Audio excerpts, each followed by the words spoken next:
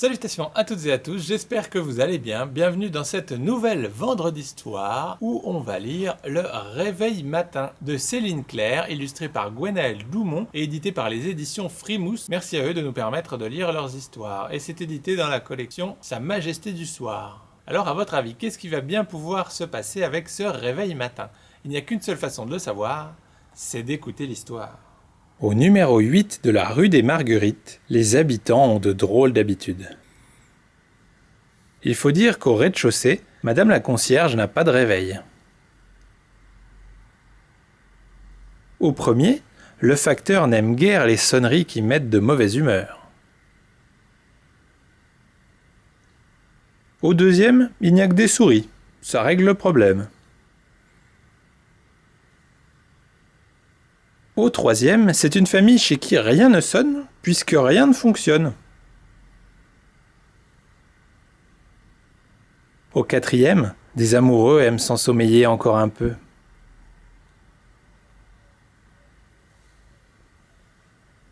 Au cinquième, Madame Gudule est somnambule. Elle égare toujours sa pendule.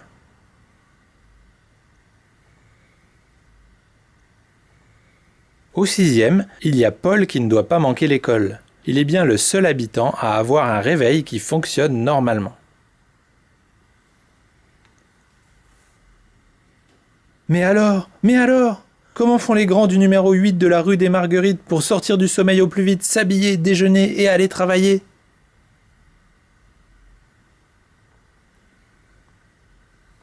« 7 heures, le réveil de Paul sonne de bon cœur. Hop, il saute de son lit d'enfant, les deux pieds en avant et sur le plancher tous les matins, ça fait... 7h04, le s'entend aussi du plafond de Gudule, qui se lève un peu grognon. Vite, un bon café maison. 7h10, un moulin électrique, c'est idéal, et sa musique ne manque jamais de réveiller les tourtereaux, qui commencent aussitôt un rock, puis une mazurka, et pour finir un cha-cha-cha. 7h12, le plus petit de la famille a l'oreille fine et le ventre qui crie famine. Il signale à sa façon que c'est l'heure de son biberon. Papa se croit déjà à l'usine quand il beurre toutes ses tartines. 7h24, toutes les souris qui vivent là adorent les tartines du papa. Ce qu'elles préfèrent en fait, ce sont surtout les miettes. Ce bon repas réveille Milo le chat qui vit un peu plus bas. 7h30, le facteur est obligé de se lever pour lui donner un peu de lait.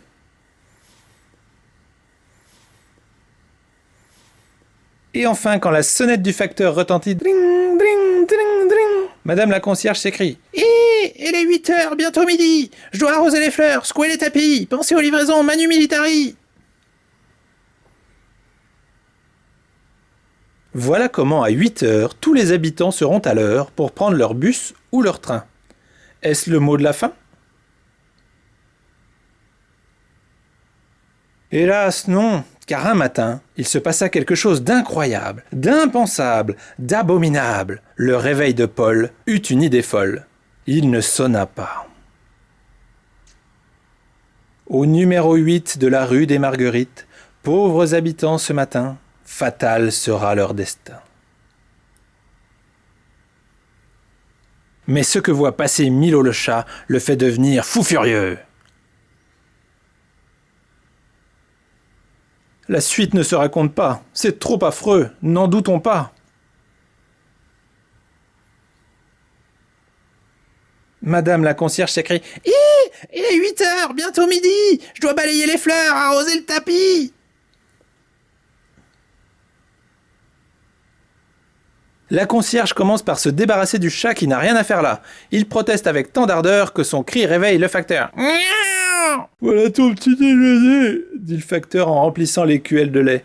Il ne remarque même pas que le chat n'est pas là.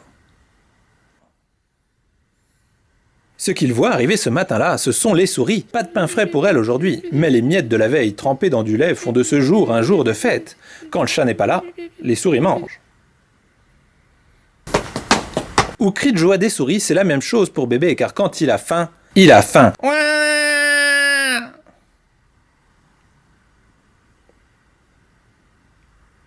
Cette chanson-là est moins jolie. Il préférerait celle-ci pour danser amoureusement une valse à 5 temps. C'est parti. 1, 2, 3, 4. et 5. En entendant cette musique, Gudule se lève, se précipite sur son moulin automatique. Son vrombissement bien-aimé va terminer de la réveiller. Et pour la première fois de sa vie, ce n'est pas le ring de son réveil qui réveille Paul, mais un bruit qu'il n'entend jamais dans son sommeil. Vite, vite, vite, vite! Il attrape son gin et une petite tartine. Voilà pourquoi ce jour-là, même sans réveil ma foi, de l'écolière au facteur, tous les habitants seront à l'heure pour prendre leur bus ou leur train, comme tous les matins. Fin. Alors, ça vous a plu? Vous avez vu, finalement, tout s'est quand même bien terminé, même si le réveil n'a pas sonné. Ils ont quand même toutes et tous réussi à être à l'heure ce jour-là. Et vous, c'est plutôt compliqué le réveil le matin? Est-ce que vous vous levez direct ou est-ce qu'il vous faut un peu de temps avant de parvenir à être bien réveillé? Je vous souhaite à toutes et à tous une excellente journée, un excellent week-end et je vous dis à la semaine prochaine pour une nouvelle Vendredi Histoire. Salut!